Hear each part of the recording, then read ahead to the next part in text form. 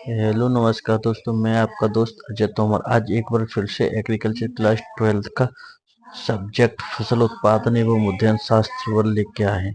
जिसका आज का हमारा चैप्टर है खाद। चलो हम जानते हैं खाद दो प्रकार की होती है, जैविक खाद, रासायनिक खाद। और जैविक खाद चार प्रकार की होती है, जैसे वर्मी कंपोस्ट, कंपोस्ट, गोबर खाद और हरी खाद। चार प्रकार के होते हैं, जिसमें हम गोबर खाद पढ़ चुके हैं। आज हम पढ़ेंगे कंपोस्ट खाद और वर्मी कंपोस्ट खाद।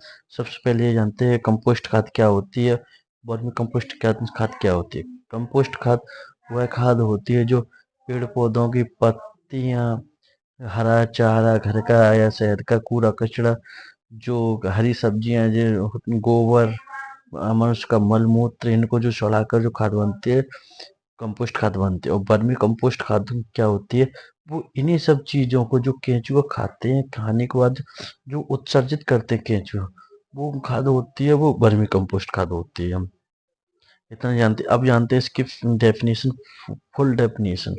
कंपोस्ट खाद, कंपोस्ट खाद वह खाद होती है जिसमें पौधों के अवशेषों, पदार्थ, घास फूस, कचरा, मनुष्य के मल मूत्र, जैसे मैंने अभी बताया था, पदार्थ, अवशेष पदार्थ यानी पौधे की पत्तियां या पतली टहनियाँ, घास फूस यानी हरा चारा हुआ, घास हुआ, कि खराब सब्जी हुई, कचरा, घर का कचरा, मनुष्य का मलमूत्र, पशुओं का गोबर या मलमूत्र, घर का कचरा, खाद्य पदार्थों को सड़ाकर जो खाद बनती है, कंपोस्ट खाद कहलाती है।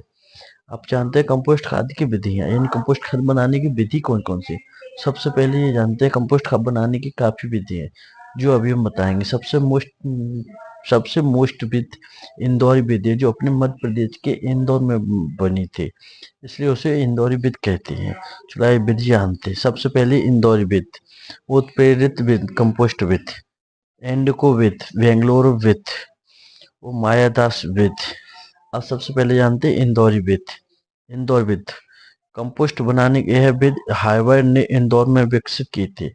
हार्वर्ड नाम के वैज्ञानिक थे, इन्होंने यह विधि इंदौर में विकसित की थी, यानी इस विधि का जन्म इंदौर में किया था उन्होंने। ठीक है। इस विधि में इस विधि में जैसे जैसे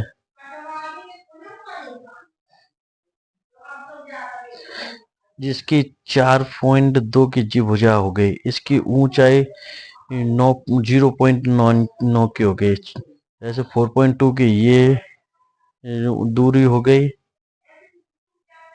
और इसकी ऊंचाई 0.9 की हो गई, इसकी चौड़ाई 0.6 की हो गई। इनकी ये बना ली, इस साइड ये बना ली, ये दो की जोड़ी हो गई। दो की, इसे पहले भरेंगे, इससे इसमें पलटाई कर देंगे, इससे लौट के इसमें पलटाई कर देंगे, इसमें फिर पलटाई कर, पहली पलटाई इसमें होगी, इससे दूसरी पलटाई, पहली पलटाई इसमें, दूसरी पलटाई इसमें, तीसरी पलटाई में ढेर लगाई जाता है। ढेर लगा के फिर उसको छानते हैं, और कई बार छान के जो चाय पत्ती टाइप में होती है, वो अपनी कंपोस्ट खाद बन जाती है। ठीक है। अब इसमें देखते हैं, चलो आइए देखते हैं इसमें। इस विधि में 4.2 इंटू 0.9 इंटू 0.6 मीटर नाप के दो दो गुण जोड़े, जो हमने अभी बताए थे, दो दो जोड़े। जैसे एक जोड़ा ये है, ये एक जोड़े, एक जोड़े, इसमें दो हो गए, एक जी हो गया, एक जी हो गया, इस दो दो के जोड़ी, 33 जोड़ी बनाई इन्होंने। ठीक है। 33 जोड़ी गड्ढे बनाए, दो निकटतम जोड़ों के बीच की दूरी, ऐसे जी ये है, ये एक एक जोड़ी हो गई, इसके से दूसरी जोड़ी जी हो गई। इनकी निकटतम दूरी, निकटतम गड्ढों के बीच की दूरी 3.6 मीटर, यानी सामान्यतः दूरी 3.6 मीटर। कि जैसे कि एक एक तो ये बनी गया, ये दूसरा ये बनेगा, इनकी जे बीच की दूरी ये 3.6 मीटर रखी है, 3.6 मीटर रखी जाती है। इस विधि द्वारा कंपोस्ट बनाने के लिए गोबर की खाद प्रारंभिक रूप से प्रयोग में लाई जाती है। गोबर खाद है, भैंस का जो गोबर होता है सबसे इम्पोर्टेंस उसी खाद उसी चीज को दिया है, गोबर को प्रारंभिक रूप में प्रयोग की जाती है।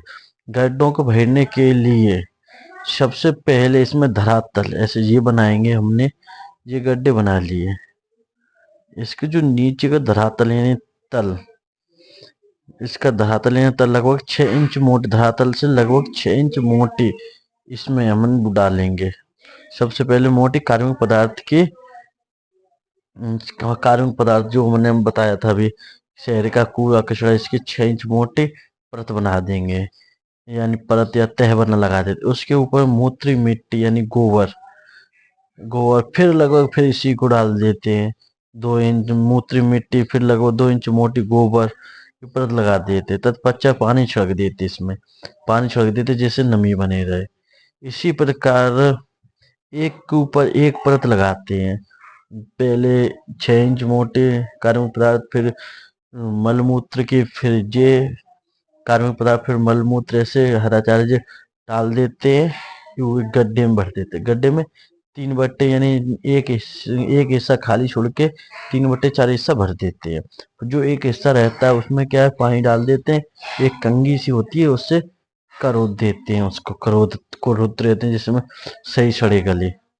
करोदने के बाद उसमें 1/4 जो चौथाई भाग रहता है वो खाली, वो क्या करोद देते हैं, कहीं कम ज्यादा हो जाती है ऊंची नीचे, तो वो फैलती नहीं, बर्बाद नहीं होती, पलटाई में आसानी आ जाती है। ठीक है, तथा गड्ढों को 3/4 भाग को भर देते, 1/4 भाग खाली छोड़ देते, पलटाई में आसानी होती है। गड्ढों को भरने के 3 सप्ताह बाद यानी 20 से 25 दिन के बीच में उसकी पहली पलटाई कर देते हैं। जैसे मैंने अभी बताया था कि जो मैंने अभी बताया था, जैसे हमारा जी है, इसमें मैंने अभी भरी है, फिर इससे पहली पलटाई इसमें करेंगे, यानी 20 से 25 दिन में, 20 से 25 दिन में करेंगे, यानी 3 सप्ताह, लगभग 3 सप्ताह मानते हैं उसको। ठीक है, पलटाई कर देते हैं 3 सप्ताह के बाद, पलटाई करने के बाद फिर उसमें फिर पानी डाल देते जिससे नमी बनी रहे। 3 सब पलटाई की जाती है तो उस तरह दूसरे गड्ढे में डाल कर पानी छिड़क देते हैं। फिर उसको 2 सप्ताह बाद, जिसमें 20 से 25 दिन में, उसमें 12 से 18 दिन के बीच में दूसरी पलटाई कर उस गड्ढे से ले आके पहले गड्ढे में डाल देते। जैसे मैंने अभी जैसे मैंने अभी बताया था आपको, पहले तो इसमें डाल दिया, अब इससे इसमें फिर डाल देंगे दूसरी पलटाई, जी रहेगी हमारे 12 से 18 दिन के बीच में, 12 से 18 दिन के बीच में हो जाएगी। ठीक है, फिर 2 सप्ताह बाद इसे फिर पलट कर फिर दूसरी में डाल देते हैं। इससे पहली हमारी ये रही, पहली हमने इसमें डाली, दूसरी फिर इसमें डाल दी, फिर तीसरी फिर इसमें वापस डाल देंगे। ठीक है, इसी तरह फिर पानी छिड़कते, फिर नमी डाल कर देते हैं। फिर इसके फिर 2 सप्ताह बाद इसको तीसरी पलटाई करते हैं। पलटाई करने के बाद तो खादों को गड्ढे से बाहर निकाल के एक जगह समतल जगह में एक इकट्ठा ढेर लगा देते हैं। इस प्रकार 3 से 4 महीने में हमारी कंपोस्ट खाद बनके तैयार हो जाती है। अब वर्मी कंपोस्ट खाद, जैसे मैंने अभी बताया था, वर्मी कंपोस्ट केंचुओं द्वारा बनाई जाती है। चलो अब जानते हैं वर्मी कंपोस्ट खाद। केंचुओं द्वारा कार्बनिक पदार्थ से बनी खाद वर्मी कंपोस्ट खाद या केंचुआ खाद कहलाती है। हमने बताया है कि कंपोस्ट खाद ही को केंचुआ, अगर कंपोस्ट खाद को शुद्ध गला के करेंगे कंपोस्ट खाद, तो कंपोस्ट खाद, अगर उसको केंचुआ खा के बनाएंगे तो वर्मी कंपोस्ट खाद हो जाती है।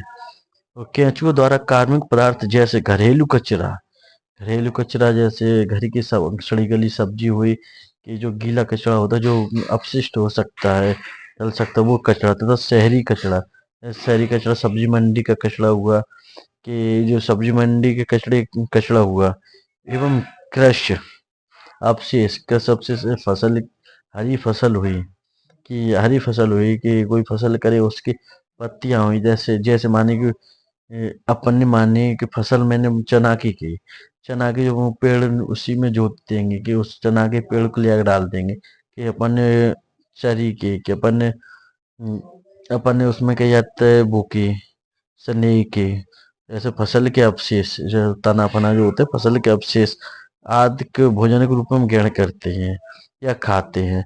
ग्रहण की हुए इन कार्यों पदार्थ को उनके आहार नली द्वारा पाचन होता है, यानी जैसे अपन खाना खाते हैं, खाना खाने के बाद अपन आहार नली द्वारा पाचन होता है, तो अपन जो उत्सर्जित करते हैं, अपन तो जाकर लेटरिन में उत्सर्जित करे आते हैं, जो क्या जो उत्सर्जित करते हैं वही खाद होती है, वर्मी कंपोस्ट कहलाती है। यही उसे पदार्थ ही वर्मी कंपोस्ट कहलाते हैं। वर्मी कंपोस्ट बनाने के लिए, अगर वर्मी कंपोस्ट बनाने में सबसे पहले क्या आवश्यकता पड़ेगी, छाया समतल स्थान होगा, एक समतल स्थान हो, समतल स्थान के बाद वहां पे छाया हो, जैसे कंपोस्ट खाद बनाने के पानी डाल रहा है, छाया नहीं होगी, धूप होगी तो वहां में जो केंचुए छोड़े हैं वो खत्म हो जाएंगे, और छायादार होगी केंचुए रहेंगे वहां में नमी थोड़ी टाइम तक टिकेगी। वर्मी कंपोस्ट बनाने के लिए समतल स्थान होना चाहिए तथा नमी बनाए रखने के लिए पर्याप्त पानी की आवश्यकता होती है। फिर उनमें केंचुए छोड़ देते, केंचुए बनाते हैं, ठीक है। वर्मी कंपोस्ट खाद में तत्वों की मात्रा, वर्मी कंपोस्ट में तत्वों की मात्रा कार्बन 9.5 से 17.68% तक पाई जाती है, फास्फोरस 0.5 से 1.0% तक पाई जाती है, नाइट्रोजन 1.0 से 1.5% तक पाई जाती है, पोटेशियम 1.2 से 2.0% तक पाई जाती है, सोडियम 0.15 से 0.50% तक पाई जाती है, 0.15 से 0.50% तक पाई जाती है, लोअर 2.0 से 9.3% ppm तक पाई जाती है, सल्फर 128 से 548 ppm तक पाई जाती है, कॉपर 2.0 से 9.5 ppm तक पाई जाती है, जिंक 5.7 से 11.5 ppm तक पाई जाती है आदि ऐसे कई एक और तत्व पाए जाते हैं। अब वर्मी कंपोस्ट के लाभ या महत्व क्या है खेत में ऐसे वर्मी कंपोस्ट मैंने अभी बताया था, केंचुआ खाद खेत में जाएगी तो उसके क्या लाभ यानी क्या फायदे होते हैं अब जानते हैं। इसमें मृदा की जल धारण क्षमता में वृद्धि होती है। केंचुआ खाद क्या है, चाय पत्ती के दाने जैसी होती है, देखी हो आपने कभी देखी होगी केंचुआ खाद। केंचुआ जो उत्सर्जित करते हैं वो चाय पत्ती के दाने होते हैं काले काले, वो छोटे छोटे उसकी भांति की होती है।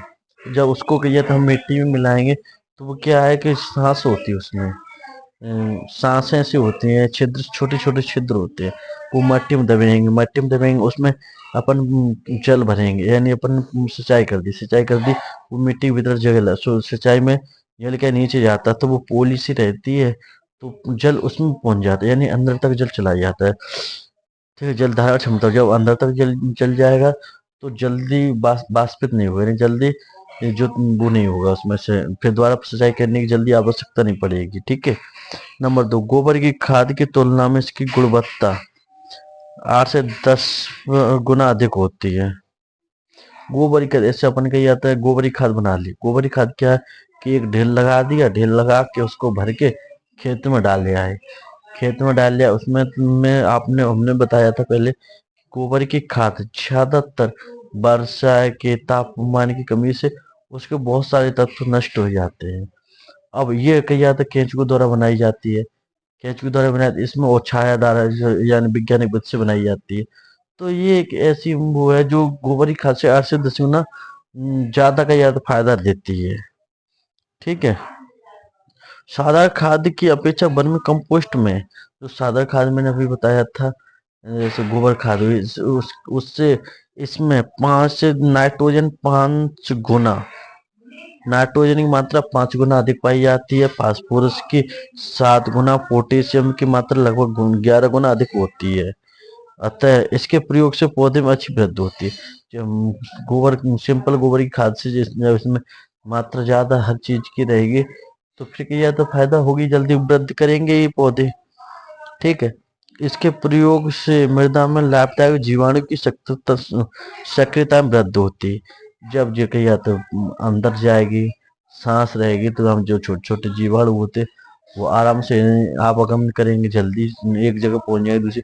मान लो कोई ठोस चीज है, ठोस चीज में अपन पानी, जीवाणु छोड़ो, अपन कोई ठोस चीज ले लें, उसमें पानी डाले, पानी अंदर तक नहीं जाएगा। वो क्या जाता है, उसमें छिद्र होंगे तो पानी डालना तो पानी अंदर तक चले, ऐसे जीवाणु है। जब कोई ठोस चीज है तो जीवाणु अंदर जा ही नहीं पाएंगे उसमें। और जबकि या तो उसमें थोड़ी पोली से रहेगी, ढीली सी रहेगी, तो उनके ये अपने आप जीवाणु निकल जाएंगे। जैसे सरसों है, सरसों की गेहूं, इसको एक बोतल में भर लेंगे। बोतल में भरने के बाद उसमें क्या है कि चक भर लें बोतल में, उसमें अगर हम पानी डालेंगे तो पानी जो सांसें से होती है उसमें, जो बोतल में सांसें बचेंगे, दाने को दाने रखेंगे उसमें हो जाएगा। और बेशक अपन उसमें काफी पानी बन जाएगा। अगर उसमें हम और उसमें सरसों भरना चाहें कि पानी भर जाए, तो सरसों क्यों नहीं भरेगी, तो ये होती है उसमें सांसें होती है, पानी सांसों में पहुंच जाएगा। और जो अपन अनाज भर चुके हैं उसमें और सांस बंद करेंगे तो वो नहीं होगी, ठीक है। इसी से जीवाणु अपनी सक्रियता कर सकते हैं, सांसें रहेंगी। इसके द्वारा शहरी कचरे के ढेर को उपयोगी खाद में बदला जा सकता है। जैसे मैंने बताई कि सब्जी मंडी है, सब्जी मंडी में से ज्यादातर कई ज्यादा सब्जियों का कचरा रहता है, जो केंचुआ आसानी से खा लेते हैं, उसमें आसानी से जल्दी सड़गल जाती हैं। तो सड़गल जाएंगे तो वो क्या कि शहरी कचरा है जो कि वायु प्रदूषण के लिए हानिकारक होता है, तो वो अपन उपयोग में हो जाए तो कम कुछ तो राहत मिलेगी वायु प्रदूषण के लिए। खाद में बदला जा सकता है, इससे काफी हद तक पर्यावरणीय प्रदूषण को रोका जा सकता है। धन्यवाद दोस्तों।